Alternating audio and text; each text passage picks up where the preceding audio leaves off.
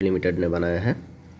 अब जानेंगे इसका कॉम्पोजिशन क्या क्या है। इसका अंदर फेनाइलडेप्थ्रिन और क्लोरोफेरेनमाइन और डेक्सामेथासोन ये स्टेटन में बनाया गया है, जिसके अंदर dexamethasone 50 mg, dexamethasone hydrochloride 15 mg और मैलेट वो है 2 mg और हाइड्रोक्लोराइड 5 mg इसके यही स्ट्रेंथ में बनाया गया है।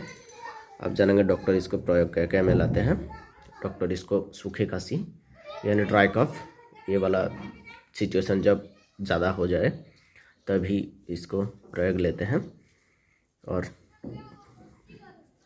खांसी के साथ बलगम कम आना, ड्राई कफ यानी साउंड बार बार चेंज हो जाना, सूखे खांसी जिसको हम बोलते हैं, और एलर्जेटिक कारण में जो छींके आते हैं और डस्ट एलर्जी के कारण जो छींके आते हैं